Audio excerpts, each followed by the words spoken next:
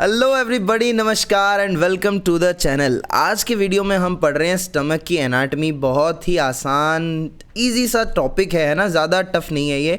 और मैंने यहाँ पर आप लोगों के लिए बना दिए हैं कुछ इंटरेस्टिंग, अच्छे से, प्यारे से, सुंदर से नोट्स। ठीक है, तो ये नोट्स भी मैं आपको प्रोवाइड कर दूंगा। आप डिस्क्रिप्शन में जाके लिंक चेक करना। I will try to provide these notes. ठीक है, तो अब वहाँ से आप डाउनलोड कर लेना। ठीक है, तो अभी हम लोग शुरू करते हैं एनाटमी ऑफ स्टमक। देखो, सबसे पहली बात, बेसिक से जो छोटी मोटी चीज़ें हमें पता है स्टमक के बारे में वो क्या है।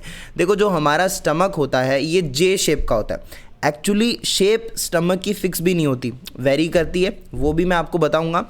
तो स्टमक एक्चुअली में अगर आप नॉर्मल स्टैंडर्डाइज कंडीशन में देखें तो ये जे शेप होता है। ठीक है, and it is the widest and most distensible part of the alimentary canal. ठीक है, अब स्टमक के मेजर फंक्शंस क्या हैं हमारे पास। स्टमक, पहली बात आप जानते हो कि it act as a reservoir of food. खाना स्टोर होता है यहाँ पे, खाना मिक्स होता है यहाँ पर। किसके साथ मिक्स होता है? गैस्ट्रिक सिक्रीशंस के साथ। स्टमक में गैस्ट्रिक ग्लैंड्स होती हैं, वो सिक्रीशन करती हैं, उनके साथ खाना मिक्स होता है और एक सेमी फ्लूइड सब्सटेंस बनता है। जिस सेमी फ्लूइड सब्सटेंस को हम लोग क्या कहते हैं? हम लोग इसको कहते हैं काइम। क्या कहते हैं? काइम। इस सेमी फ्लूइड सब्सटेंस को हम कहते हैं chyme, which is food which is mixed with the gastric secretion. It is a semi-fluid substance which is called chyme. And chyme जो है वो आपका फिर बाद में पास करता है स्मॉल इंटेस्टाइन में। फर्दर उसका क्या होता है? डाइजेशन और एब्जॉर्प्शन होता है। इसको कंट्रोल कौन करता है? काइम का movement from stomach to small intestine. Obviously बात है, it is controlled by the stomach. ठीक है, देन स्टमक के अंदर हमारे पास कास्टल्स इंट्रिंसिक फैक्टर भी सिक्रीट करती हैं गैस्ट्रिक ग्लैंड्स। कौन करता है वो हम देखेंगे, but gastric glands Castle's intrinsic factor secrete करती हैं which is present in the gastric juice. And ये जो कास्टल्स इंट्रिंसिक फैक्टर होता है ना, it is useful in the absorption of vitamin B12 in small intestine. अगर ये नहीं होगा तो विटामिन B12 का एब्जॉर्प्शन नहीं होगा। ठीक है, अब स्टमक की लोकेशन की बात करी जाए। आपको पता है कि हमारे पास जो हमारी एब्डोमिनल कैविटी होती है, इसको कुछ लाइंस होती हैं, कुछ प्लेन्स होते हैं जो कि इसको क्या करते हैं? डिफरेंट पार्ट्स में डिवाइड करते हैं। ये हम पढ़ चुके हैं। हमारे पास ट्रांस पाइलोरिक प्लेन होता है वगैरह वगैरह, मिड क्लेविकुलर लाइंस होती हैं। तो ये रीजन स्टमक के कौन से हैं? अम्बिलिकल, इससे ऊपर वाला एपीगैस्ट्रिक, नीचे वाला हाइपोगैस्ट्रिक। ठीक है, और ये right left hypochondriac region, and then right left lumbar region और राइट लेफ्ट इलियक फोसा वाला रीजन। तो ये हमारे क्या है? एब्डोमिनल कैविटी के सेगमेंट्स हैं। तो स्टमक एक्चुअली में कहाँ होता है? देखो, कुछ इस तरीके की स्टमक की लोकेशन है। तो अगर आप इसको सेगमेंट्स के हिसाब से देखोगे तो ये हमारा, देखो, ये अम्बिलिकल सेगमेंट में भी है। ठीक है, अम्बिलिकल रीजन में प्रेजेंट है। ये हमारा ऊपर वाला देखो एपीगैस्ट्रिक रीजन में भी है, और ये लेफ्ट हाइपोकॉन्ड्रिक रीजन में भी है। तो stomach is present in the upper left part of abdomen and occupies the umbilical region, epigastric region, and इस साइड कौन सा हो गया? Hypochondriac region. ठीक है, ये हमारी स्टमक की लोकेशन होगी। देखो, स्टमक का मोस्ट ऑफ द पार्ट, तो ये जो लेफ्ट कोस्टल मार्जिन है, ये क्या है? ये कोस्टल मार्जिन है ना, ये लेफ्ट कोस्टल मार्जिन, ये राइट कोस्टल मार्जिन, तो इसके ऊपर ही प्रेजेंट है। ठीक है, तो ये स्टमक की ऊपर से लोकेशन के बारे में हमने देखा। स्टमक की शेप की अगर हम बात करें तो मैं आपको बता चुका हूं कि ये जे शेप का होता है। स्टमक से आपका एक लॉन्ग एक्सिस पास करता है। कैसे? इस तरीके से लॉन्ग एक्सिस पास करता है, जो कि आपका डायरेक्टेड होता है downward, forward and to the right, and finally it turns backward and slightly upward. इस तरीके से आपका लॉन्ग एक्सिस होता है स्टमक के अंदर। लेंथ की बात करें तो लेंथ 10 इंचेस का हमारा स्टमक है। सेंटीमीटर में आप इसको ध्यान भी रख सकते हैं, सेंटीमीटर में कन्वर्ट करके देखिए कितना होता है। बाकी 10 इंचेस होता है length. Capacity is variable because it is distensible. Stomach बोला ना मैंने कि मोस्ट डिस्टेंसिबल पार्ट होता है। ठीक है, तो ये कम ज़्यादा हो सकती है। तो कैपेसिटी जो है ये वेरिएबल है। एट बर्थ कैपेसिटी रहती है ओनली 30 ml। प्यूबर्टी पे जाते जाते ये 1000 ml यानी 1 लीटर कैपेसिटी हो जाती है। अडल्ट्स के अंदर 1500 से लेके 2000 1500 to 2000 ml is the capacity in adults. ठीक है, सो ये आप कैपेसिटी ध्यान में रखेंगे। If you talk about the external features, stomach के अंदर दो एंड्स होते हैं, दो कर्वेचर्स होते हैं, दो सरफेसेस होती हैं, ठीक है, दो एंड्स, एक तो कार्डियक एंड और एक पाइलोरिक एंड। देखो ये वाला आपका कार्डियक एंड होगा और ये वाला आपका होगा पाइलोरिक एंड। आप समझ पा रहे हो, cardiac end it is the pyloric end, ठीक है। दो कर्वेचर्स, ये वाला तो आपका है lesser curvature and it is are complete greater curvature, ठीक है। तो दो कर्वेचर हो गए, lesser curvature and greater curvature. दो सरफेसेस, ये जो सामने आपको दिखाई दे रही है, it is anterior superior surface which is directed forwards and upwards, ठीक है। इस तरीके से सामने वाली जो सरफेस है which is directed forward and थोड़ा ऐसे अपवर्ड, इस तरीके से होता है। स्टमक का विसरा जब आप होल्ड करेंगे तो आपको हाथ को ऐसे रखना पड़ेगा, ऐसे इस तरीके से। यहाँ पे आप विसरा को रखेंगे, आपको थोड़ा सा ऐसे तिरछा रखना है क्योंकि लॉन्ग एक्सिस थोड़ा सा टेढ़ा होता है, एकदम स्ट्रेट नहीं होता, ठीक है। तो आपको इस तरीके से विसरा को रखना है हाथ पे और उसमें आप देखोगे anterior superior surface directed upward and forward and posterior inferior surface नीचे वाले which will be directed downward and backward. So this is our external features of the stomach. ये मेन आपके external features हो गए।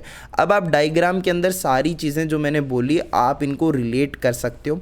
उसके अलावा भी डायग्राम में एक कार्डियक नॉच दे रखा है यहाँ पर। ये कार्डियक नॉच क्या होता है, यहाँ पे एंगुलर नॉच भी होता है। यहाँ पे ये पाइलोरिक एंड तो मैंने बता दिया, कार्डियक एंड बता दिया, कार्डियक नॉच यहाँ पे प्रेजेंट होता है। ये कार्डियक एंड है हमारा। एंटीरियो सुपीरियर सरफेस आपको दिख रही है, greater curvature, lesser curvature, angular notch वगैरह। फिर बाद में ड्यूडेनम यहाँ से कंटिन्यू होता है आगे और ईसोफेगस यहाँ पे खुलता है, ठीक है। कार्डियक एंड पे ईसोफेगस खुलता है, ठीक है। नाउ अब जो हमारा नेक्स्ट टॉपिक ऑफ डिस्कशन होगा that will be the orifices. देखो स्टमक जो ऐसा तो है नहीं, बंद है, कंटिन्यूएशन में ना स्टमक, ईसोफेगस आता है, फिर स्टमक, ईसोफेगस स्टमक में खुलता है, फिर स्टमक फर्दर कंटिन्यू होता है ड्यूडेनम में, राइट। तो आप ये देखोगे कि यहाँ पर दो ओरिफिस यानी छेद होते हैं ना। तो एक तो हो गया आपका ये वाला यहाँ पे कार्डियक ओरिफिस और यहाँ पे होगा पाइलोरिक ओरिफिस जो कि स्टमक को ड्यूडेनम से जोड़ेगा, ठीक है। तो अब इन दोनों ओरिफिस में क्या कैरेक्टरिस्टिक फर्क क्या होता है, डिफरेंस क्या होता है। देखो जो कार्डियक ओरिफिस होता है कहाँ प्रेजेंट है, ऊपर की साइड, मैंने बताया at the junction of lower end of the oesophagus and stomach, ठीक है। और पाइलोरिक जंक्शन कहां पे होता है, पाइलोरिक ओरिफिस कहां पे होता है, at the junction of the pyloric end of stomach and first part of duodenum. तो ये बेसिक सी बात है, कार्डियक ओरिफिस क्या है, पाइलोरिक ओरिफिस क्या है।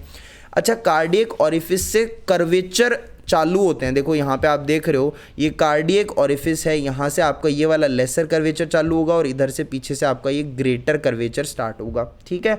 उसके बाद में cardiac orifice is present left of the median plane. देखो मीडियन प्लेन अगर आप देखोगे तो मीडियन प्लेन कुछ इस तरीके से यहाँ से ऐसे पास करेगा।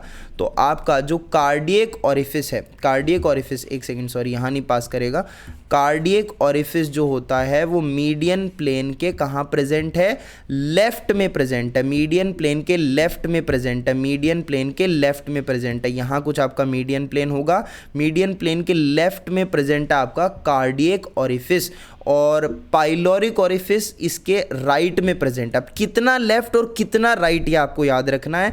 अगर आप बात करोगे पाइलोरिक ओरिफिस की तो it is about 1.5 centimetre, 1.5 centimetre to the right of the median plane, 1.5 centimetre to the right of the median plane. Cardiac orifice आपका 2.5 सेंटीमीटर टू द लेफ्ट होता है। देखिए यहाँ से अगर आप देखोगे इट इज़ 2.5 सेंटीमीटर, ठीक है। तो मीडियन प्लेन से कार्डियक ओरिफिस तो 2.5 सेंटीमीटर लेफ्ट होगा और मीडियन प्लेन से pyloric orifice 1.5 centimetre towards the right होगा, ठीक है। अब और आगे देखिए और क्या बात है, present left of the median plane ये बता चुका हूँ, behind 7th costal cartilage and level of and lower level of the border of T11। देखो यहाँ पे ये जो अपना कार्डियक स्फिंक्टर है, यहाँ पे जो इसका वर्टिब्रल लेवल की अगर हम बात करें तो इट इज़ द T11, यहाँ पे कौन सा है, T11। और अगर हम पाइलोरिक ओरिफिस की बात करें, सॉरी एक्चुअली कार्डियक ओरिफिस कहाँ पे है, T11 पे, कार्डियक ओरिफिस ये रहा ना, तो ये कितना है, T11 के लेवल पे, lower border of the T11 vertebra यानी थोरेसिक 11th वर्टिब्रा। और पाइलोरिक ओरिफिस कहाँ पर है, L1 के लेवल पे है, L1 के। तो स्टमक का एक्सटेंशन देखो ये हो गया ना, T11 से लेके L1 हो गया, ठीक है। So present 1.5 centimetre right side of median plane at lower border of the L1, like वहाँ पर ट्रांसपाइलोरिक प्लेन होता है उसके लेवल पे, ठीक है। कार्डियक ओरिफिस का देखा left of the median plane, कितना लेफ्ट, 2.5 सेंटीमीटर। एंड यहाँ पर आपको पता है इस लेवल पे यहाँ पर क्या प्रेजेंट है, यहाँ पे कोस्टल कार्टिलेजेस प्रेजेंट होते हैं। ऊपर मैंने डायग्राम में आपको शो किया था, एक बार फिर से दिखा देता हूँ। यहाँ पे क्या प्रेजेंट है, देखो कोस्टल कार्टिलेज प्रेजेंट है ना, ये एक्चुअली आपका हो गया 10वां, ये 9वां, ये 8वां, ये 7वां। तो 7वें कोस्टल कार्टिलेज के पीछे की तरफ प्रेजेंट है, ठीक है। और उसके अलावा at the lower border of T11, so T11 से लेके आपका L1 तक ये एक्सटेंशन हो गया, दोनों ऑरिफिसेस छेदों का, ठीक है, सेपरेशन। अब देखिए कार्डियक ओरिफिस जो होता है ना, ये it is not guarded by any kind of anatomical sphincter. Anatomical sphincter यहाँ पे एब्सेंट होता है, यहाँ पे फिजियोलॉजिकल स्फिंक्टर प्रेजेंट होता है। पाइलोरिक ओरिफिस में आपका एनाटॉमिकल स्फिंक्टर प्रेजेंट होता है, और यहाँ पे this anatomical sphincter is formed by thickening of circular cord of muscle assisted by deep set of longitudinal fibres of the stomach. तो हमारा पाइलोरिक ओरिफिस में जो एनाटॉमिकल स्फिंक्टर है ये कैसे बनता है, by thickening of circular cord of muscle and deep set of longitudinal muscle fibre. जब हम लोग पढ़ेंगे ना स्टमक की लेयर्स पढ़ेंगे, तो उसके अंदर आएगा कि एक सर्क्यूलर मसल लेयर होती है और एक लॉन्गिट्यूडनल मसल फाइबर की लेयर होती है, ठीक है। तो जो सर्कुलर वाली मसल कोट की सर्कुलर कोट की जो लेयर है वो थिक हो जाती है इस पाइलोरिक ओरिफिस के अराउंड, और ये पाइलोरिक स्फिंक्टर बनाती है, ठीक है। अकेली सर्कुलर नहीं बनाती, साथ में किसका कंट्रीब्यूशन भी होता है, बोलो, लॉन्गिट्यूडनल फाइबर्स, ठीक है, deep set of longitudinal fibre. Longitudinal fibre हमारे दो सेट बनाते हैं, एक तो डीप सेट और एक बनाते हैं सुपरफिशियल सेट, ठीक है। एक बनाते हैं डीप सेट और एक बनाते हैं सुपरफिशियल सेट। तो यहाँ पे डीप सेट का कंट्रीब्यूशन है। तो चलो अब मैं आपसे पूछता हूँ, फिर से मेरे क्वेश्चन का जवाब दो। Anatomical sphincter of the pyloric orifice कैसे बनता है? आप बोलोगे it is formed by the thickening of circular cord of muscle assisted by, साथ में किसका भी कंट्रीब्यूशन है, deep set of longitudinal fibre of the stomach. So this is the anatomical sphincter, formation of anatomical sphincter of pyloric orifice, ठीक है। अब आगे बढ़ते हैं जनाब। एंड्स, दो एंड्स हैं, कार्डियक एंड और पाइलोरिक एंड, मैं बता चुका हूं। अब इसमें एक फीचर है, जो कार्डियक एंड है ना, ये तो कम मोबाइल होता है, less mobile, and this pyloric and is more mobile, movement ज़्यादा कर सकता है, मूव कर सकता है, ठीक है।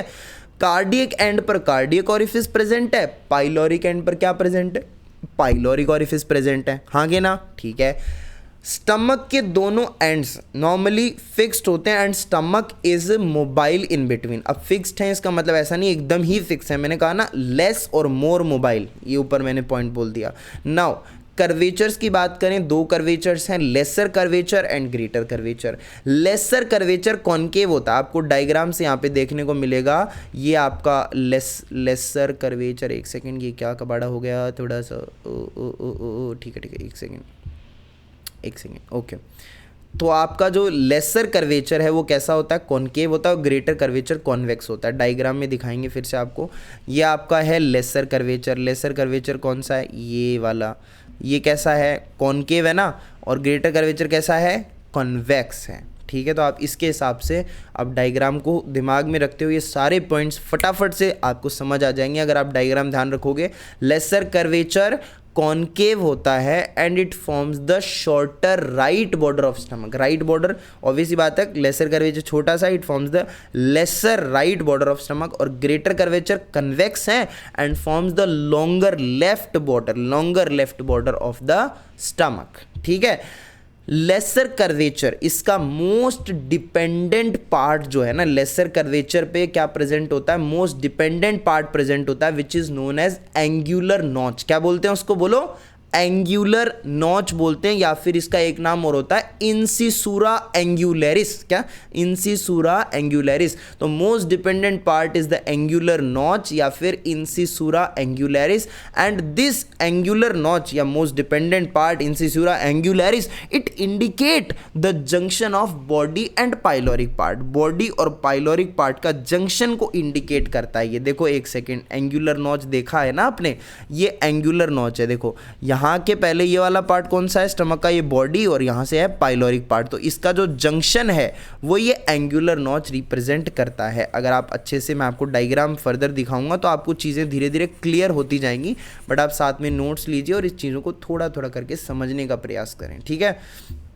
आगे देखते हैं। नाउ इस लेसर कर्वेचर के अटैचमेंट्स की बात करते हैं कि क्या स्ट्रक्चर्स यहाँ पे अटैच होती हैं। तो यहाँ पे अटैच होता है लेसर ओमेंटम। क्या अटैच होता है? Lesser omentum. Lesser omentum is form by the combination of hepatogastric ligament and hepatoduodenal ligament, ठीक है। देखो एक सेकेंड, आपको डायग्राम ये आप प्रॉपरली देखना, थोड़ा सा जूम कर देते हैं, डायग्राम देखना आप प्रॉपरली। ये दिख रहा है आपको डायग्राम, देखो दिख रहा है ना, कंफर्म कर लेते हैं। ओ दिख रहा है, तो चलो दिख रहा है ना diagram.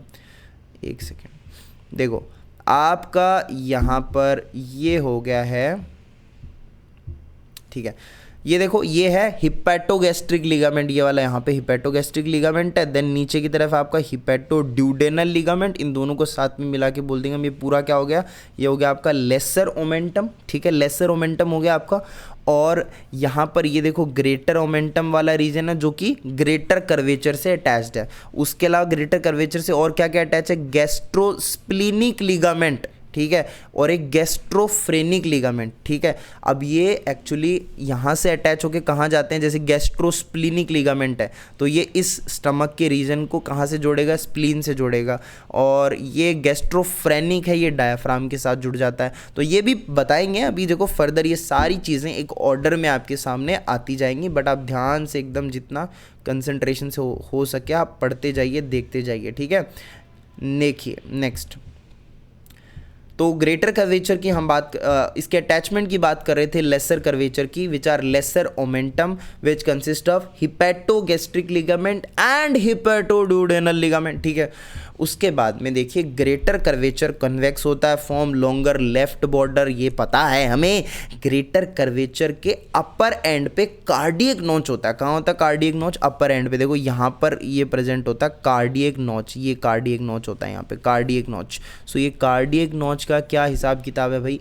Cardiac notch actually separate करता है greater curvature from left aspect of oesophagus. देखो ये ईसोफेगस का लेफ्ट एस्पेक्ट है और ये आपका ग्रेटर कर्वेचर है। तो कार्डियक नॉच क्या करता है? इन दोनों को सेपरेट करता है। बात समझ आ रही है ना? Cardiac notch separate the greater curvature from left aspect of the oesophagus. बात समझ आ रही है? ये काम कौन करता है?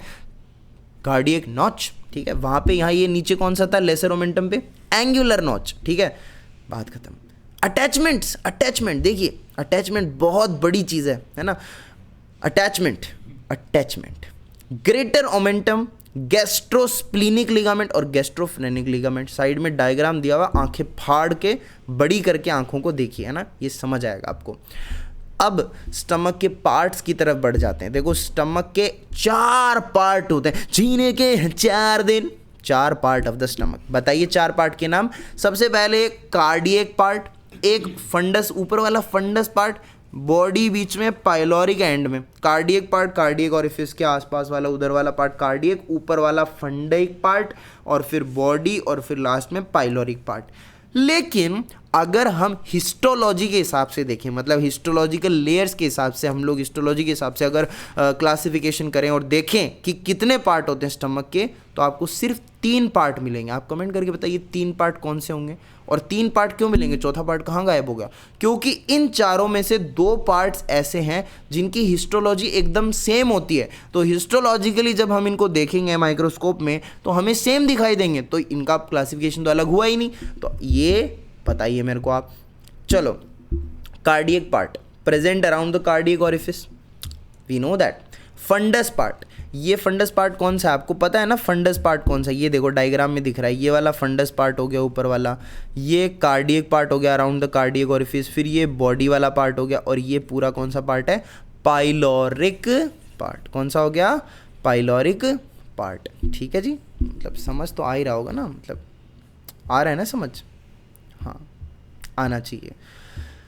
Funds, it is the upper dome shaped part above horizontal plane drawn at level of cardiac notch. देखो यहाँ पे है कार्डियक नॉच, ठीक है, इस कार्डियक नॉच के लेवल पर अगर हम एक लाइन ड्रॉ करें, देखो ये लाइन ड्रॉ करी मैंने, तो ये लाइन, ये plane, horizontal plane at the level of cardiac notch, इसके ऊपर वाला जो पार्ट बनेगा ना, dome shaped part, upper dome shaped part, this is our fundus, this is our fundus, dome shaped upper part above the horizontal line, horizontal line या horizontal plane drawn at the level of cardiac notch, this is the cardiac notch, right. Angular notch कौन सा हो गया? ये वाला angular notch होता है यहाँ पे, ठीक है, बहुत बढ़िया।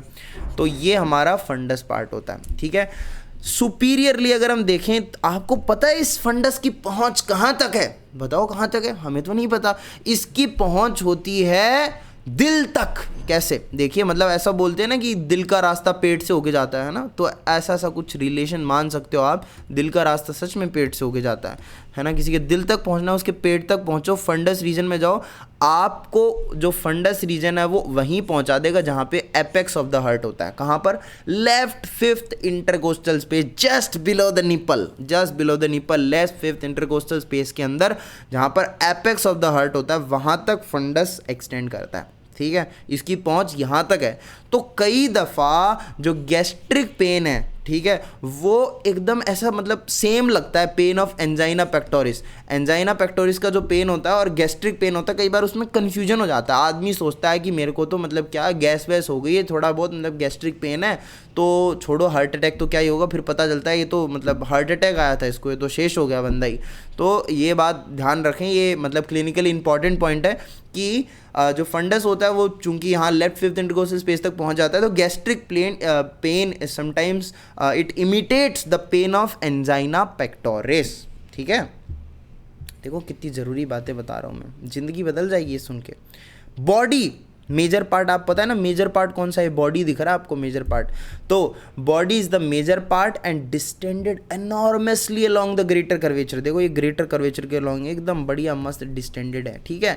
Now pyloric part, pyloric part की तरफ बढ़ो। It is the funnel shaped outflow region. देखो इनफ्लो रीजन तो ये कार्डियक पार्ट हो गया, आउटफ्लो पार्ट मतलब यहाँ से अब ये सामान एकदम निकलेगा बाहर, ड्यूडेनम में जाएगा, इंटेस्टाइन में एंटर करेगा। So pyloric part is the funnel shaped outflow region, बाहर निकलने वाला रीजन, आउटफ्लो रीजन, ठीक है। कहाँ से कहाँ एक्सटेंड करता है? फ्रॉम एंगुलर नोच टू गैस्ट्रोड्यूडेनल जंक्शन। देखो एंगुलर नोच यहाँ पे है ना, तो इसके लेवल पे अगर हम एक लाइन ड्रॉ करें तो देखो ये बॉडी से पाइलोरिक पार्ट को इसने सेपरेट कर दिया, तो यहाँ से लेके पाइलोरिक पार्ट कहाँ तक एक्सटेंड करता है?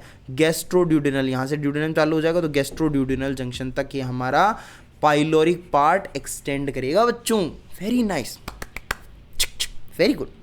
पाइलोरिक पार्ट के भी और डिविजन्स हैं। पाइलोरिक पार्ट को हम लोग एक्चुअली और 3 पार्ट्स में डिवाइड कर सकते हैं। कौन से 3 पार्ट? डायग्राम में देखो गौर से। एक तो पाइलोरिक एंट्रम, क्या डायग्राम दिख तो रहा है आपको? अपनी बड़ी तो नहीं करनी पड़ रही आंखें, एक सेकेंड करनी पड़ रही हैं आपको बड़ी, तो आपको थोड़ा सा जूम करके दिखा दिया जाएगा जहाँ तक हो सकेगा मेरे से। ये देखिए इतना ही जूम कर सकता हूँ मैं, दिख रहा है? ओके दिख रहा है, ठीक है। तो ये आप पाइलोरिक एंट्रम सबसे पहला पार्ट, दूसरा पार्ट पाइलोरिक एंट्रम, फिर दूसरा पार्ट पाइलोरिक कैनाल। देख रहे हो पाइलोरिक कैनाल, पहला पार्ट हुआ पाइलोरिक एंट्रम, दूसरा पार्ट पाइलोरिक कैनाल और तीसरा पार्ट पाइलोरस, ठीक है। ये 3 पार्ट हो गए। पाइलोरिक पार्ट के 3 सब डिविजन्स या पार्ट्स बताओ कौन से हैं? बताओ। सबसे पहले पाइलोरिक एंट्रम, दूसरा पाइलोरिक कैनाल, तीसरा पाइलोरस। 3 पार्ट हो गए ना, समझ आ रहा है? 3 पार्ट हो गए, pyloric antrum, pyloric canal and pylorus, ठीक है। अब देखिए सबसे पहले बढ़ते हैं पाइलोरिक एंट्रम की तरफ। तो it is the proximal wide part, ठीक है। डायग्राम से रिलेट करें, थोड़ा सा डायग्राम आपको दिख रहा है। It is the proximal wide part, it is the proximal wide part, proximal wide part, proximal wide part, it is separated from pyloric canal by sulcus intermediate। देखो बीच में एक सल्कस प्रेजेंट होता है और ये सल्कस पता है क्या करता है, इस पाइलोरिक एंट्रम को पाइलोरिक कैनाल से सेपरेट, ये पाइलोरिक कैनाल, ये पाइलोरिक एंट्रम, इसको सेपरेट किसने किया, एक सल्कस ने, जो कि क्या बोलते हैं सल्कस को, सल्कस इंटरमीडियस, क्या बोलते हैं, बोलो बोलो बोलो साथ में बोलो, sulcus intermedius, sulcus intermedius which is present on the greater curvature.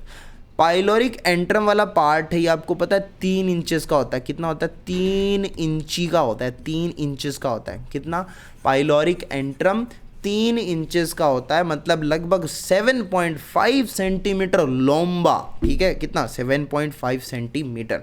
Then आता है हमारा पाइलोरिक कैनाल। देखो पाइलोरिक कैनाल ये वाला हो गया, फिर से दिखा रहा हूँ यार, pyloric canal it is the distal narrow and tubular part, it is distal narrow है और ट्यूब जैसा है ना, ट्यूब्यूलर पार्ट है, तभी नाम है canal, pyloric canal, which lies on the head and neck of pancreas, नीचे पेनक्रियाज होता है ना इधर, तो it lies in the head और नेक ऑफ पेनक्रियाज। और पाइलोरिक कैनाल कितनी इंच की होती है, सिर्फ 1 इंची की होती है, सिर्फ 1 इंच, सिर्फ 1 इंच। पाइलोरिक कैनाल कितनी इंच की होती है, बोलो 1 इंच की होती है, ठीक है राहुल, समझ आ रहा, ओके। 2.5 सेंटीमीटर लंबा लगभग, ठीक है। पाइलोरिक कैनाल फिर किस में आ गया, खुलेगी पाइलोरस में, है ना, पाइलोरस, इसका ग्रीक में मतलब होता है गेट कीपर, तो गेट कीपर है ना, लाइक इसके बाद में ये गेट कीपर ही तो है, क्योंकि इसके बाद में ड्यूडेनम स्टार्ट हो जाएगा, तो स्टमक के लिए तो ये पाइलोरस पार्ट है, गेट कीपर की तरह काम करता है। So pylorus is the distal most, सबसे दूर वाला है। प्रॉक्सिमल वाला कौन सा है, पाइलोरिक एंट्रम। डिस्टल मोस्ट कौन सा है, pylorus. And sphincter region of pyloric canal, sphincteric region है, यहाँ पे स्फिंक्टर प्रेजेंट है, ठीक है। सर्कुलर मसल फाइबर यहाँ पे थिक होकर के लाइक यहाँ पे क्या बनाते हैं, पाइलोरिक स्फिंक्टर फॉर्म करते हैं, अलोंग विद कंट्रीब्यूशन फ्रॉम, किसका कंट्रीब्यूशन होता है साथ में, भूल गया ना, ऊपर जाके वीडियो में शुरू में देखना, बताया था मैंने कि पाइलोरिक स्फिंक्टर में किस किस का कंट्रीब्यूशन होता है, सर्कुलर मसल फाइबर्स का एक, लॉन्गिट्यूडनल मसल फाइबर का डीप सेट, ठीक है। Thickened here, discharge of stomach into duodenum को कंट्रोल कौन करता है, यही पाइलोरिक स्फिंक्टर करता है, ऑब्वियस सी बात है, ठीक है। देखिए बहुत बढ़िया, बहुत बढ़िया, शानदार। अब बात करते हैं हम लोग रिलेशंस की, संबंधों की। बच्चों संबंध किसके साथ, पहले नंबर पे पेरिटोनियम के साथ संबंध। पेरिटोनियम क्या होता है यार, ये भी मैं बताऊंगा क्या, पेरिटोनियम तो पता ही होगा जब एब्डोमेन में स्टमक तक पहुंचे हो तो पेरिटोनियल रिलेशंस, स्टमक पूरा पेरिटोनियम से कवर्ड होता है। एक second, let me correct my self, पूरा नहीं, एक्सेप्शन है।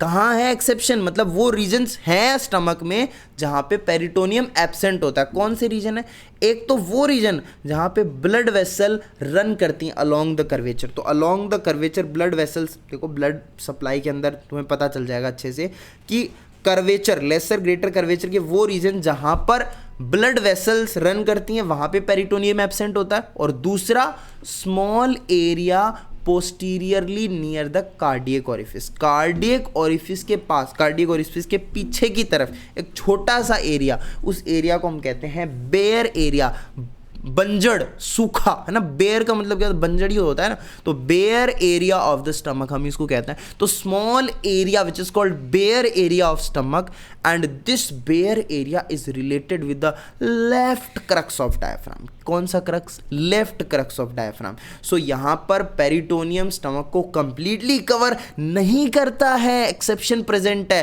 पहला, where the blood vessel run along its curvature and a small area posteriorly to the cardiac orifice, and this is known as the bare area of stomach, and it is related with the left crux of the diaphragm. Okay, आगे बढ़ते हैं, बहुत बढ़िया।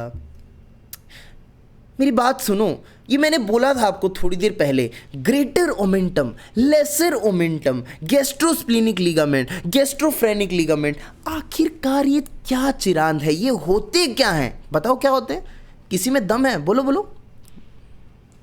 हाँ बिल्कुल सही बोला ना, ये पेरिटोनियल फोल्ड्स होते हैं। क्या होते हैं ये, पेरिटोनियल फोल्ड्स होते हैं। क्या होते हैं, पेरिटोनियल फोल्ड्स, जो कि ग्रेटर और लेसर कर्वेचर को क्या करते हैं, अदर स्ट्रक्चर से कनेक्ट करते हैं. So this is the lesser, greater, omentum, gastrosplenic ligament, gastrophrenic ligament. तो ये क्या है, पेरिटोनियल फोल्ड्स है. बहुत बढ़िया. Peritoneal folds extending from the greater and lesser curvature of stomach to other structures are number 1 lesser omentum. ये lesser curvature से attached है, which is formed by hepatogastric and hepatoduodenal ligament मिला के lesser omentum है. ठीक है, lesser omentum क्या करता है एक्चुअली में, देखो यहाँ पे वर्ड आ रहा है ना, हिपैटोगैस्ट्रिक. हिपैटो मतलब लीवर. तो लेसर ओमेंटम वो पेरिटोनियल फोल्ड हैं जो लेसर कर्वेचर को लीवर से जोड़ते हैं.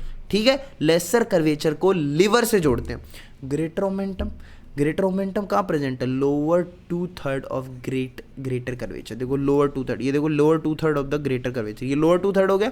यहाँ पे क्या प्रेजेंट है, ग्रेटर ओमेंटम, जो कि नीचे क्या आएगा, कॉलन, अरे स्मॉल इंटेस्टाइन आएगी तो उसका ट्रांसवर्स कॉलन वाला पार्ट आएगा. तो ट्रांसवर्स कॉलन से जोड़ते हैं ग्रेटर कर्वेचर को, कौन, ग्रेटर ओमेंटम.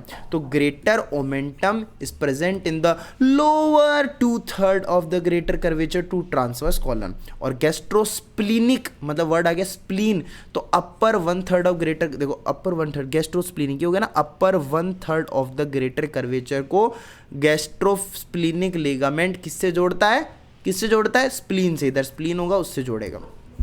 ठीक, अरे मिट जा भाई, खत्म बात. बहुत बढ़िया. आगे गैस्ट्रोफ्रेनिक लिगामेंट. देखो आपको दिखाई तो दे रहा था ना, मतलब ऐसे तो नहीं, पता नहीं क्या बोल रहा है ये आके, कुछ भी बोल रहा है, समझ ही नहीं आ रहा कुछ. देखो ऐसा ही होता है, समझ तो कम ही आता है, याद करना पड़ता है. देखो फिर जोर लगाएंगे. Gastrophrenic ligament is the upper most part of fundus. ठीक है, फंडस का अपर मोस्ट पार्ट में, ये फंडस का अपर मोस्ट, यहाँ से ये पूरा अपर वाला पार्ट फंडस ही तो है. तो फंडस का जो अपर मोस्ट पार्ट होता है ना, वहाँ से गैस्ट्रोस्प्लेनिक लिगामेंट जुड़ा हुआ रहता है. और ये इस पार्ट को किससे जोड़ता है, फ्रेनिक. देखो phrenic word is related to somewhat diaphragm की नर्व सप्लाई बताओ, फ्रेनिक नर्व है ना, तो वैसे फ्रेनिक डायाफ्राम से जोड़ता है. तो gastrophrenic ligament upper most part of fundus को जोड़ता है डायाफ्राम से. बहुत बढ़िया, ये तो आसान था, मतलब एक डायग्राम देखो, काम खत्म. अब देखो हमने पहले संबंध पढ़े, कौन से संबंध, पेरिटोनियल संबंध, पेरिटोनियम से रिलेटेड है ना, पेरिटोनियल फोल्ड्स बताया मैंने आपको ये. अब हम पढ़ेंगे विसरल रिलेशंस. विसरल रिलेशंस में आखिरकार क्या होता है, visceral relations, wow visceral relation of anterior posterior surface और एंटीरियो सुपीरियर और पोस्टीरियर इन्फीरियर सरफेस. तो सरफेस 2 होती हैं, नहीं याद है ना, 2 सरफेस होती है, एंटीरियो सुपीरियर और पोस्टीरियो इन्फीरियर. जो एंटीरियो सुपीरियर सरफेस है ऊपर वाली, ये इधर वाली है ना, वो कौन से विसरास के कांटेक्ट में रहती है, और पोस्टीरियो इन्फीरियर पीछे वाली वो कौन से विसरास के टच में रहती, किसके साथ उसका संबंध है, वही हमें पढ़ना है. देखो ज़्यादा खास बात नहीं है इधर. देखो एक सेकेंड, अभी ये 2 मिनट देखो, एंटीरियो, ये मिट नहीं रहा, अच्छा ये परमानेंट है क्या, एक सेकेंड, सुंदर सा पेन लिया जाएगा और यहाँ पे कार्यक्रम चालू कर दिया जाएगा. फिर से देखिए, देखो एंटीरियो सुपीरियर सरफेस है, ये पूरी एंटीरियो सुपीरियर सरफेस है. मानते हो इस बात को, नहीं मानते तो कुएं में जाए गिर जाओ, होती है. ठीक है, एंटीरियो सुपीरियर सरफेस. अब एंटीरियो सुपीरियर सरफेस के कुछ हमने पार्ट्स बना रखे, 3 पार्ट्स. ठीक है, सपोज ये हमारा एक area related to diaphragm and rib cage, ये है बी वाला एरिया. ठीक है, B area, B left half of the surface, मतलब इधर वाला. ठीक है, left half of the surface which is related to diaphragm and rib cage. देखो समझ गए ना मेरी बात को, यहाँ पे डायाफ्राम और रिब केज से रिलेटेड ये एरिया है, area related to diaphragm and rib cage. Anterior superior surface का लेफ्ट हाफ, ठीक है, is related to diaphragm and rib cage. ठीक है, क्योंकि आपको पता ना यहाँ तक तो ये लेफ्ट कोस्टल मार्जिन है. ठीक है, तो ये इट विल बी ऑब्वियस सी बात है, रिलेटेड किससे होगा, डायाफ्राम से और रिब केज से रिलेटेड होगा, क्योंकि यहाँ पे रिब्स वगैरह आ जाएंगे. ठीक है, तो ये रिब केज से और डायाफ्राम से रिलेटेड एरिया होगा. उसके बाद एरिया नंबर ए, ये कौन सा है, area number right side of surface. ठीक है, राइट साइड ऑफ सरफेस, ये सरफेस की कौन सी होगी, राइट साइड हो गई. It is related to liver. ठीक है। आप देख रहे हो लीवर कहाँ आ रहा है, ये देख रहे हो liver dot dot dot dot dot dot dot dot करके दिखाया ना। तो ये वाली जो आपकी राइट साइड है इस सरफेस की, एंटीरियर सुपीरियर सरफेस की, किससे रिलेटेड है? लीवर से रिलेटेड है। पता चल रहा है, देखने से पता लग रहा है ना, ये लीवर से रिलेटेड हो गया। एक हमारा फिर एरिया बनेगा सी वाला, ये कौन सा एरिया? Lower part of the surface, it will be related to the anterior abdominal wall. इसके साथ बेचारे के साथ कुछ नहीं है, यहाँ पे ये लोअर पार्ट वाला इधर ये एंटीरियर एब्डोमिनल वॉल से रिलेटेड रहेगा, ठीक है। एंड देखो मेरी बात सुनो, एक्चुअली में ये जो हमारा ए वाला पार्ट है इसको हम दो हिस्सों में देख सकते हैं। एक तो वो वाला area which is right side में है, which is related to left lobe of liver. इधर कौन सी होगी? लेफ्ट लोब ऑफ लीवर होगी, तो उससे रिलेटेड होगा। हाँ, near the pylorus, near the pylorus कौन सा एरिया होगा? ये देखो यहाँ पे, समझ रहे हो मेरी बात को? ये वाला एरिया किससे रिलेटेड है? क्वाड्रेट लोब ऑफ लीवर से रिलेटेड है, quadrate lobe of the liver से रिलेटेड है, हाँ कि ना? ठीक है। सो हमारे पास ये एरियाज हो गए एंटीरियो सुपीरियर सरफेस के रिलेशंस हो गए, हाँ कि ना? किसी को समझ में आया? मतलब सॉरी, किसी को समझ में नहीं आया ना? नहीं, ये भी नहीं, सबको समझ आया, ये वेरी गुड, ऐसे बोलना। अब एक चीज़ आती है गैस्ट्रिक ट्राइंगल। देखो मैं आपको यहीं से बता देता हूँ गैस्ट्रिक ट्राइंगल क्या होता है। ये एरिया ट्राइंगुलर एरिया होता है, स्पेसिफिकली बोलता हूँ मैं, क्या होता है? Triangular area. क्या होता है? ये ट्राइंगुलर नहीं, ऐसा ट्राइंगुलर एरिया, ट्राइंगुलर एरिया, ये ट्राइंगुलर एरिया होता है। Triangular area, gastric triangle in contact with anterior abdominal wall, ठीक है। मतलब एंटीरियर एब्डोमिनल वॉल के कांटेक्ट में रहेगा ये ट्राइंगुलर एरिया स्टमक में। और इसकी बाउंड्रीज देखो आप, ये ट्राइंगुलर एरिया, जैसे मैंने एक ट्राइंगल बना दिया, अब इसकी बाउंड्रीज देखो। लेफ्ट साइड में है लेफ्ट कोस्टल मार्जिन, देख रहे हो? Left costal margin, left side में लेफ्ट कोस्टल मार्जिन। बात समझ आ रही है? आ रही ऐसे। राइट साइड में है lower border of liver, liver का लोअर बॉर्डर इधर की तरफ रहेगा ये, ठीक है। रफली बना रहा हूँ मैं, ऐसा नहीं कि यही होता है, आपके समझने के लिए। इधर ये left costal margin left side में, राइट साइड में lower border of the liver इधर है ना, तो लीवर का लोअर बॉर्डर, ठीक है, यही तो है लीवर का लोअर बॉर्डर, तो lower border of the liver. And नीचे की तरफ इसका जो इंफीरियर बॉर्डर है या lower border, it is form by, यहाँ पे नीचे क्या होगा? ट्रांसवर्स कॉलन आएगा, तो ट्रांसवर्स कॉलन, समझिए। तो ऐसा एक ट्राइंगुलर एरिया है जो क्लिनिकली बहुत ज़्यादा इंपॉर्टेंट है। कैसे? यहाँ से हम करते हैं गैस्ट्रोस्टोमी। क्या करते हैं? गैस्ट्रोस्टोमी, छेद करते हैं पेट में, गैस्ट्रोस्टोमी। जब आदमी का ईसोफेगस जो है वो कंप्लीटली ऑब्स्ट्रक्ट हो जाता है, मतलब वो खाना नहीं ठूस पाता अंदर, तो उस केस में क्या करते हैं हम लोग? ये जो ट्राइंगुलर एरिया है, ये गैस्ट्रिक ट्राइंगल है, इस एरिया के अंदर हम गैस्ट्रोस्टोमी करते हैं। क्या? टॉमी, गैस्ट्रोस्टोमी करते हैं हम लोग in this area to feed the patient, ताकि बेचारा भूख से ना मर जाए। इसलिए in case of complete esophageal obstruction हम क्या करते हैं? इस गैस्ट्रिक ट्राइंगुलर एरिया के अंदर या गैस्ट्रिक ट्राइंगल के अंदर हम लोग गैस्ट्रोस्टोमी करके पेशेंट को फीड करते हैं, ठीक है, चुगाते हैं, दाना देते हैं। आगे, वाओ, काफ़ी कुछ पढ़ चुके हैं हम, वेल डन। अगर आप यहाँ तक बैठे हो ना वीडियो में, तो खुद को ऐसे शाबाशी दो कि कुछ किया है मैंने ना। शुरू करते हैं आगे। एंटीरियो सुपीरियर सरफेस के रिलेशन मैंने आपको बताया। अब हम बात करेंगे पोस्टीरियो इन्फीरियर सरफेस के रिलेशंस की। देखो पोस्टीरियो इन्फीरियर सरफेस के बड़े खतरनाक लफड़े हैं। देखो एंटीरियर वाली तो आसान थी बहुत, 3 एरिया थे, area related to diaphragm and ribs, area related to anterior abdominal wall, anterior area right side वाला area related to the liver का लेफ्ट लोब एंड उसका क्वाड्रेट लोब। ये तो बड़ा आसान था।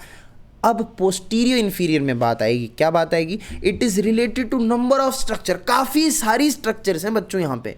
पोस्टीरियो इन्फीरियर सरफेस से रिलेटेड आपके पास काफ़ी सारी स्ट्रक्चर्स हैं on the posterior abdominal wall. So on the postero inferior surface it is related to number of structures on the posterior abdominal wall. और ये जो नंबर ऑफ स्ट्रक्चर्स है ना, ये कंप्लीटली मिलके क्या बनाती हैं? बेड बनाती हैं। क्या बनाती हैं? बेड बनाती है। वाह, बहुत बढ़िया। क्या बनाती हैं? बेड, स्टमक बेड बोलते हैं हम इसको। So these number of structures on the posterior abdominal wall collectively form the stomach bed. ठीक है, स्टमक बेड। इसको याद करने के लिए स्ट्रक्चर कौन सी है, नंबर ऑफ स्ट्रक्चर लिख दिया ना, तो इसका मतलब हमें स्ट्रक्चर्स याद भी करनी पड़ेंगे, इनके नाम पता होने जरूरी है ना। तो स्टमक बेड में कौन कौन सी स्ट्रक्चर है, ये सिंपल सी आसान सी ट्रिक नहीं है याद करने के लिए, आपकी मर्जी, आप देख सकते हो, मतलब सिंपल आसान लगे तो आप कर भी सकते हो इसे याद। Doctor S3 kills patient mercilessly, निर्दयी होकर पेशेंट को मार देता है डॉक्टर S3। सो देख लो, मतलब अच्छी तो नहीं लगी होगी, मुझे खुद अच्छी नहीं लगी। डॉक्टर S3, देखो डी से क्या आया, डायफ्राम। S3 मतलब 3 S कंटेनिंग नाम होंगे, कौन से, S से देखो स्प्लीन आएगा, स्प्लीनिक आर्टरी, ठीक है, स्प्लीनिक आर्टरी। S से suprarenal gland, left suprarenal gland, ठीक है, लेफ्ट सुप्रारीनल ग्लैंड। S से स्प्लीनिक फ्लेक्चर ऑफ कॉलन, ठीक है, splenic flexure of colon, diagram में दिखाऊंगा मैं। देन इसको लेफ्ट कॉलिक फ्लेक्चर भी कहते हैं, ठीक है। फिर से डॉक्टर S3, डी से आया डायफ्राम, S3 मतलब S 3 होंगे, एक तो स्प्लीनिक आर्टरी होगी, एक सुप्रारीनल ग्लैंड होगी लेफ्ट साइड वाली, और एक क्या होगा, splenic flexure of colon which is also called left colic flexure, ठीक है। फिर किल्स के उठाएंगे, के से किडनी, लेफ्ट किडनी, सब लेफ्ट आएगा इधर, राइट नहीं है कुछ भी। पेशेंट का P उठाओ, पेनक्रियास। मर्सीलेसली का M उठाओ, ट्रांसवर्स मीजोकोलन, ट्रांसवर्स मीजोकोलन। और ये सारी की सारी जो स्ट्रक्चर्स है ना, सारी की सारी, all the structures forming the stomach bed are separated from stomach by lesser sac except spleen. Spleen को छोड़ करके सारी स्ट्रक्चर्स हैं स्टमक बेड की, ये स्टमक से सेपरेटेड है बाय द लेसर सैक, ठीक है, एक्सेप्ट स्प्लीन नहीं सेपरेटेड, स्प्लीन एकदम टच में है, मस्त एकदम, ठीक है। इट स्प्लीन इज, देखो ये लगा होगा ना कि सारी की सारी स्ट्रक्चर लेसर सैक से सेपरेटेड है एक्सेप्ट स्प्लीन, है ना, स्प्लीन लेसर सैक से नहीं सेपरेटेड, तो ये ग्रेटर सैक से सेपरेटेड है, ठीक है। अब ये डायग्राम देखो, कुछ समझ में आता है तो समझ लो, और नहीं समझ आता है तो देखो याद तो करना ही है, सेकेंड ऑप्शन हमेशा यही रहता है। तो आप ये डायग्राम देखें अच्छे से, देखिएगा डायग्राम, चलिए देखते हैं। सबसे पहले आपको इधर दिख रहा होगा कॉलिक ट्रंक, ठीक है, सीलिक ट्रंक भी बोलते हैं कई लोग इसको। एब्डोमिनल आयोटा है, फिर इससे किधर स्प्लीनिक आर्टरी निकलेगी, ये ड्यूडेनम है, ये क्या है, ये क्या है, पिलीसी, पिलीसी क्या है, ये पेनक्रियास की बॉडी है भाई। ये ट्रांसवर्स मीजोकोलन हो गया ग्रीन कलर वाला, ये ट्रांसवर्स कॉलन हो गया। It is left colic flexor, देखो ये क्या बन रहा है, left colic flexor, left colic flexor, ठीक है। उसके बाद में लेफ्ट सुप्रानील ग्लैंड देखो यहाँ पे प्रेजेंट है। स्टमक देखो डॉटेड फॉर्म में स्टमक दिखाया। अब ये जो स्ट्रक्चर मैं आपको दिखा रहा हूँ ये सब इसके पीछे हैं, इससे रिलेटेड है, ठीक है। तो आप देख लो, इमेजिन करो सबको, डायफ्राम भी रिलेटेड है, देखो स्प्लीन भी रिलेटेड है, लेफ्ट किडनी के ऊपर लेफ्ट सुप्रानील ग्लैंड होगी, वो भी कनेक्टेड, वो भी लाइक रिलेटेड है। पेनक्रियास भी रिलेटेड है, ट्रांसवर्स मीजोकोलन भी रिलेटेड है, ट्रांसवर्स कॉलन, ये ट्रांसवर्स कॉलन का मीजोकोलन हो गया, and then left colic flexure भी रिलेटेड है, जिसको हम लोग स्प्लीनिक फ्लेक्सर भी कहते हैं, क्योंकि ये स्प्लीन की तरफ आता है। देखो यहाँ स्प्लीन है, ये कॉलन का लेफ्ट कॉलिक फ्लेक्सर है, तो इसको हम लोग स्प्लीनिक फ्लेक्सर भी कहते हैं कॉलन का, ठीक है। तो ये सारी की सारी आपकी स्टमक बेड की हो गई स्ट्रक्चर्स, ठीक है। नाउ अब बढ़ते हैं माइक्रोस्कोपिक स्ट्रक्चर पे। अगर आप स्टमक की माइक्रोस्कोपिक स्ट्रक्चर देख रहे हो तो आपको यहाँ पे 4 कोट्स दिखाई देंगे, है ना, आउटसाइड से इनसाइड बता रहा हूँ मैं, ठीक है। सबसे बाहर आपके पास होगा serous cat, okay, sexy serous cat outside, cat नहीं कोट, तो sexy serous coat outside, then muscular coat, then some mucosal coat, then mucus coat. तो हमारे पास 4 कोट्स हैं। बाहरी बार कौन सा, जोर से बोल लो, सीरस कोट, सारे बोलो सीरस कोट। देखो सीरस कोट बार बार, फिर मस्क्यूलर, फिर सब म्यूकोस, फिर उसके बाद में म्यूकस कोट, ठीक है। अब यहीं पे मैं एक दो चीज़ें बता देता हूं जो आपकी ज़िंदगी बदल देंगी दोस्तों। Serous coat is form by peritoneum. किससे बनता है, पेरिटोनियम से बनता है। मस्क्यूलर कोट 3 मसल लेयर से बना होता है। 3 मसल लेयर कौन सी है, आउटर लॉन्गिट्यूडनल, ओला, OLA, outer longitudinal, middle circular और इनर ऑब्लिक मसल लेयर, ठीक है, डन। अब आगे बढ़ेंगे, क्लोज टू पाइलोरिक एंड। देखो पाइलोरिक एंड के नज़दीक क्या होता है, मेरी बात सुनना आप, मज़ा आएगा आपको।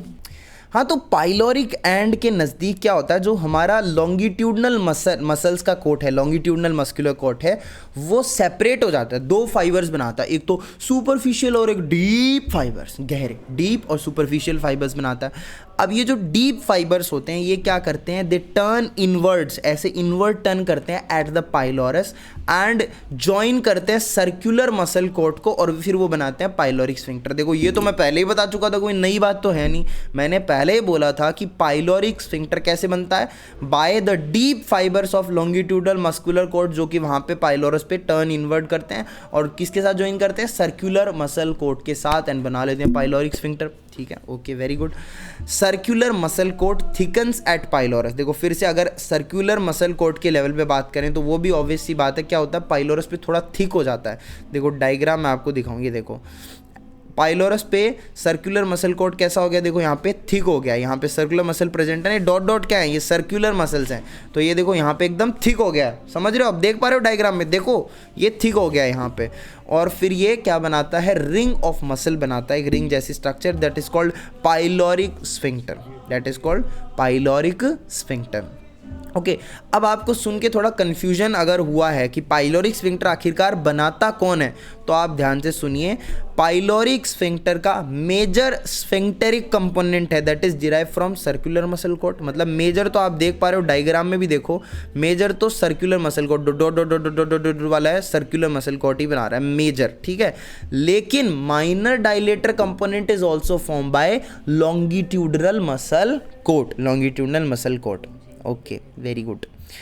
3 layers of muscular coat within outward, देखो inner layer of oblique fibers, middle layer of circular fiber and outer layer of longitudinal fiber। outer longitudinal, middle circular और inner oblique, ये स्टमक में होती है oblique muscle layer एक्स्ट्रा, ठीक है। अब उसके बाद में बढ़ते हैं सब म्यूकस कोट की तरफ।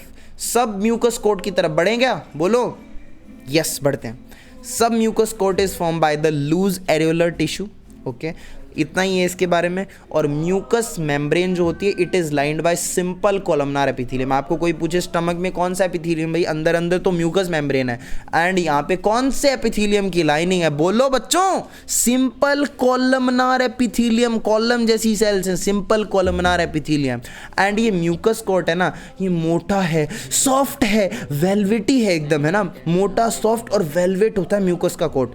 और ये टेम्पररी फोल्ड्स बनाता है, जिनको हम लोग कहते हैं रुगी।